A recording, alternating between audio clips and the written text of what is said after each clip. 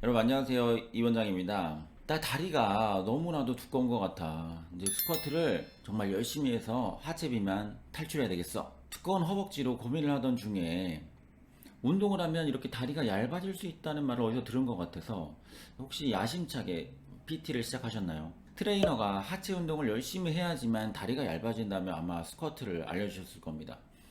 열심히 스쿼트를 해봅니다. 2세트, 3세트, 4세트. 굉장히 힘이 드는데 좀 이상해요. 다리 굵기에는 정작 변화가 없는 것 같고. 그래서, 내가 운동을 열심히 안 했구나. 이렇게 자책하게 됩니다. 그래서 진짜 열심히 다시 한번 운동에 매진합니다. 그런데 더 이상해요. 오히려 다리가 얇아지기는커녕 두꺼워지는 것 같다는 느낌을 지울 수가 없어요. 저에게 다리가 굵어서 허벅지 지방을 받고 싶다며 상담을 오시는 분들 보면 이런 분들이 너무 많습니다. 얇은 다리를 만들기 위해서 하체 운동을 시작했는데 결국 두껍고 튼실한 이렇게 다리가 되어서 오시는 거죠. 우리나라에서만 좀 특이한 현상이 벌어지고 있는데요. 남자들은 허벅지를 두껍게 만들기 위해서 스쿼트를 하는데 여성분들은 허벅지를 얇게 하기 위해서 스쿼트를 하고 있습니다. 이게 참 신기하죠. 같은 운동인데 남자한테는 다리를 굵게 만들어주고 여성들한테는 다리를 얇게 만들어준다? 이거 믿기시나요? 스쿼트는 대표적인 근력 운동입니다. 근력 운동 중에서도 특히 하체를 단련하는데 효과가 아주 좋아요. 그래서 모든 바디 빌더들이 가장 사랑하는 운동 중에 하나가 아닐까 합니다. 모든 근력 운동이 그렇듯이 스쿼트는 근육을 더 크고 단단하고 탄력 있게 만들어줍니다. 다리 운동을 해야지 다리가 얇아진다고 하던데요. 이렇게 저에게 반문하시는 분들이 아직도 많아요. 말씀드린 대로 스쿼트를 하면 다리가 굵어지면 굵어졌지 절대로 얇아질 수가 없어요. 스쿼트를 다리가 얇게 하려는 사람에게 추천하는 사람이 있다면은 그런 분들은 아마 믿고 걸으셔도 되지 않을까 이렇게 생각을 합니다. 스쿼트를 해서 만약에 다리가 얇아진다면 세상에서 가장 다리가 얇은 사람은 보디빌더겠죠. 그쵸? 우리 자랑스러운 이상화 선수 허벅지를 한번 보세요. 스피드 스케이팅은 허벅지 근력이 가장 중요합니다. 허벅지 운동을 너무 열심히 한 이상화 선수. 다리 운동을 그렇게 열심히 했으니까 다리가 세 다리처럼 정말 얇아져야 되는 거 아닌가요? 어떠세요? 이상화 선수 허벅지가 제일 얇은가요? 잘못 알고 계신 분들이 많지만 근력 운동은 근력 운동을 하는 부위의 지방과는 아무 상관이 없습니다. 우리가 팔 운동을 팔 근육을 강화시켜 주지만 이 팔뚝 지방과는 1%도 상관이 없습니다. 스쿼트를 하면 허벅지 근육이 강화되지만 허벅지에 있는 지방과는 아무런 상관이 없어요. 지금 여러분 스쿼트 자세를 한번 취해 보십시오. 반쯤 앉았을 때 허벅지 근육이 단단해지면서 힘이 들어가는 것을 확인할 수가 있을 겁니다. 이때 허벅지에 지방을 한번 움켜쥐어 보세요. 딱 움켜쥐어 보세요. 너무 말랑말랑하게 아무 변화도 없습니다.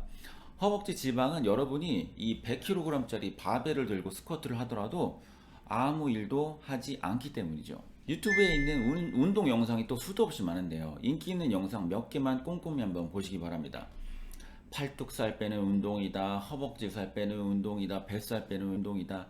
이런 영상을 보면 왠지 팔뚝살이 쏙 빠질 것 같은 기분도 들고 그러지 않으세요? 이런 프로그램은 사실 유산소 운동 더하기 이 타겟에 있는 근력을 강화하는 운동입니다. 이런 운동을 열심히 해서 특정 부위의 지방이 빠진다고요? 한 5년간 해보십시오. 제가 말리지 않겠습니다. 특정 부위의 근육을 강화시켜주는 운동은 있어요. 예를 들면 특정 근육에 자극을 주면 이 근육이 자극에 반응해서 이두박근이 성장하기 때문이죠. 그런데 지방은 달라요. 특정 부위에 있는 지방만 소모시킬 수 있는 방법은 아직 인류가 발견하지 못했습니다. 즉, 팔 운동을 너무 열심히 해도 이 팔뚝에 있는 지방에는 변화가 전혀 없다는 거죠. 그러면 또 이렇게 물어보시는 분들이 계세요. 스쿼트를 열심히 하는 분들 중에서 다리가 날씬하고 예쁘는 사람들이 많다. 너 무슨 말 하는 거냐? 그거는 맞아요. 하지만 그런 분들은 제가 생각하기에 하체 운동을 열심히 해서 날씬해진 게 결코 아닐 겁니다. 날씬했던 분들이 운동을 열심히 해서 조금 더 다리가 두꺼워졌지만 그럼에도 다리가 더 아름다운 것이죠. 아니면 식단 조절 너무 열심히 하고 유산소 운동도 많이 해서 체중이 전체적으로 줄어들었는데 다리 운동을 해서 그런 아름다운 체형을 유지하는 것이지 그분이 근력 운동을 통해서 다리가 그렇게 얇아졌다고 보기는 어렵습니다. 이거는 필라테스나 요가 같은 것도 마찬가지예요. 필라테스나 요가 강사님들 몸매가 너무 좋잖아요. 솔직히 필라테스나 요가를 해서 몸매가 예뻐진 측면도 물론 조금은 있겠지만 훨씬 더 큰 부분은 사실 몸매가 이미 예쁜 분들이 필라테스나 요가를 열심히 그 이후에 하셨다라고 보는 게 좀 더 맞다고 생각합니다. 그럼 스쿼트가 나쁜 운동이라는 말이냐 이렇게 물어보실 수도 있는데요.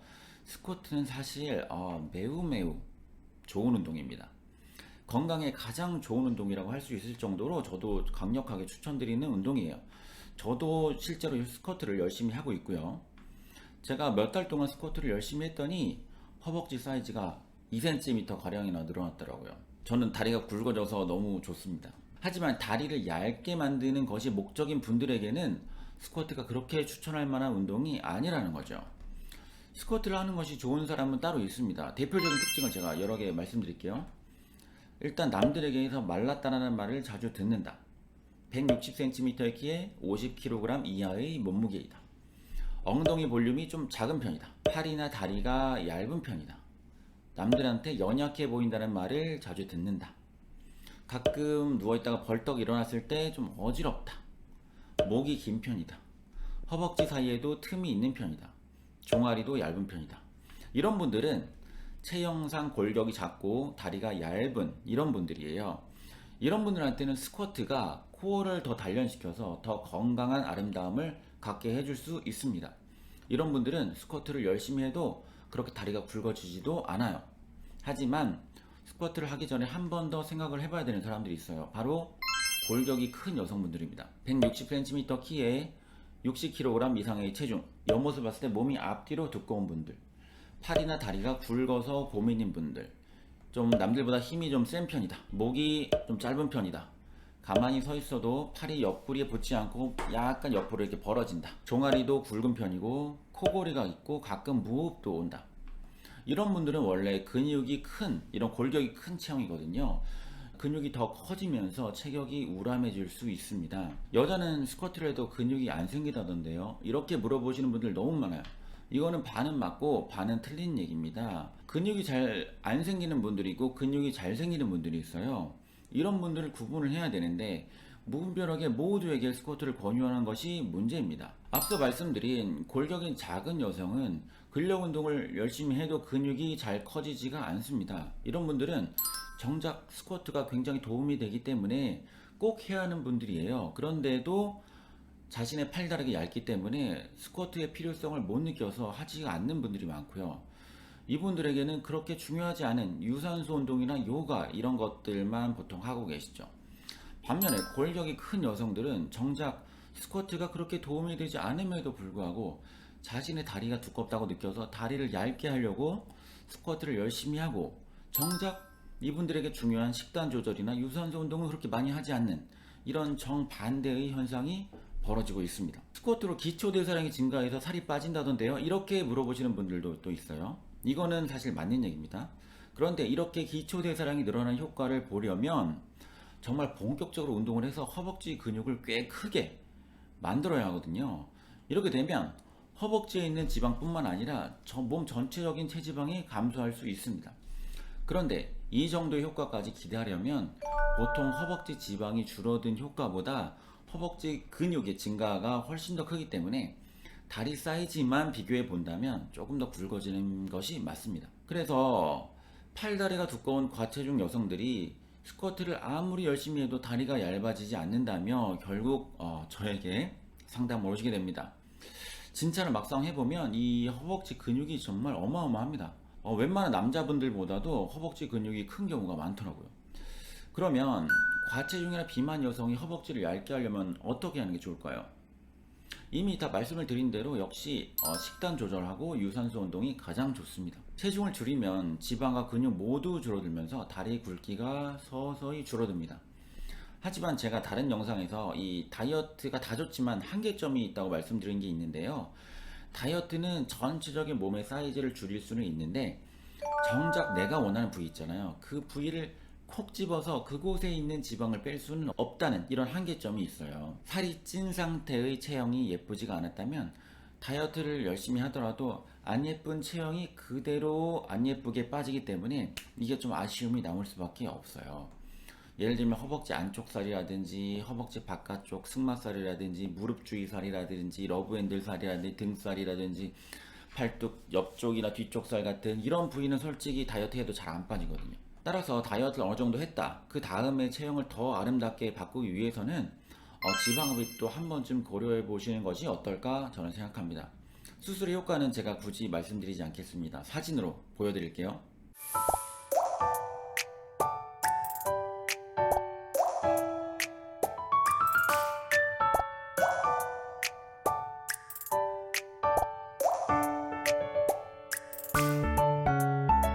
어떠세요? 예쁘죠? 잠깐만요. 제가 지방흡입 가장 싸게 수술하는 법에 대한 영상도 하나 찍은 게 있는데요. 그 영상도 굉장히 좋기 때문에 꼭 한번 시청 부탁드리겠습니다. 자, 오늘은 여기까지고요. 다음에도 좋은 영상으로 찾아뵙겠습니다. 감사합니다.